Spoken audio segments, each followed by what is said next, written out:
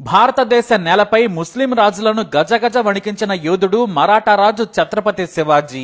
అంతే స్థాయిలో తండ్రికి తగ్గ తనయుడిగా సంభాజీ రాజే వంశంలో కూడా చరిత్రకెక్కాడు.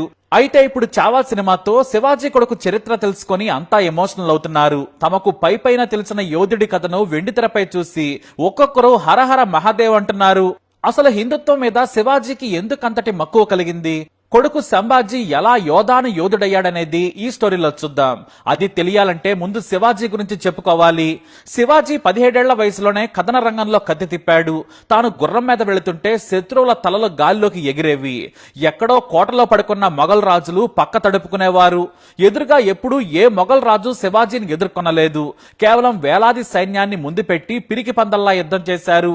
ఎందుకంటే శివాజీ ధైర్యం, యుద్ధ వ్యూహాలు వారికి మతి పోగొట్టేవి.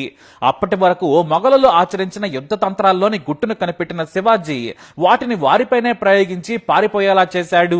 గెరిల్లా యుద్ధాన్ని ప్రపంచానికి పరిచయం చేసిన రాజు ఛత్రపతి శివాజీ.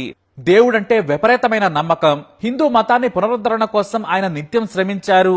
అలా అని ముస్లింలను తన రాజ్యంలో ఎప్పుడూ ఇబ్బంది పెట్టలేదు.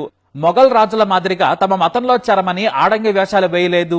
నా రాజ్యంలో ఉన్నవారు సంతోషంగా ఉండాలన్నదే ఆయన తత్వం. అంతెందుకు, శివాజీ రాజ్యంలో ముస్లింలకు కూడా పదవులు ఇచ్చారు. కానీ మొఘలులు మాత్రం మెదడు లేని మూర్ఖపు పాలన చేశారు. రాక్షసుల మాదిరిగా దేశం మీద దాడి చేశారు. అందుకే వారికి ఉచ్చపోయించారు ఛత్రపతి శివాజీ. తాను ఉన్నంత వరకు మరాఠా నేలపై ఏ ముస్లిం రాజైనా సరే అడుగు పెట్టాలంటే వణికిపోయేవాడు. అందుకే ఎవరో టచ్ కూడా చేయలేదు.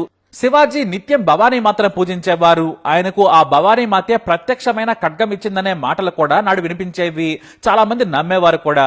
అయితే భవానీ మాతను పూజించడానికి, ధైర్యానికి, యుద్ధ తంత్రాలకు వెనకున్నది శివాజీ తల్లి.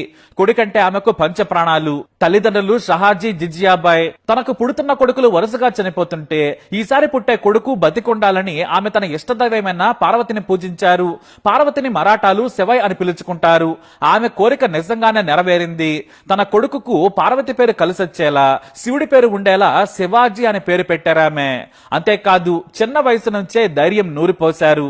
కత్తి యుద్ధం నుంచి క్షత్రియ విద్య వరకు అన్నింటినీ తల్లే దగ్గరుంచి నేర్పించారు. ఇక గుర్రపు స్వారీని దాదాపు కొండదేవు దగ్గర నేర్చుకున్నారు ఆయన. అయితే హిందూ మత విశ్వాసం భవానీ మాతను ఇష్టపడటానికి ఓ కారణం తల్లి, మరో కారణం మరాఠా భక్తి ఉద్యమకారులైన సంత్ తుకారాం. ఇటు తల్లిని దైవంగా చూసే ఆయన భవానీ మాతను కూడా అంతే ఇష్టంగా కొలిచేవారు. మహారాష్ట్రలోని మరాఠీలను యాంకం చేయటమే ఆయన లక్ష్యం. మొఘలులను, అలాగే చిల్లరగా ఉన్న ఇతర ముస్లిం రాజులను ఈ దేశం నుంచి తరిమివేయాలన్నదే శివాజీ లక్ష్యం. ఆయన 17 ఏళ్ల వయసులోనే యుద్ధం చేయాల్సి వచ్చింది. ఎందుకంటే మొదట ఆయన చిన్న వయసులోనే రాజుగా పట్టాభిషేకం చేస్తే పక్కన ఉన్న చిన్న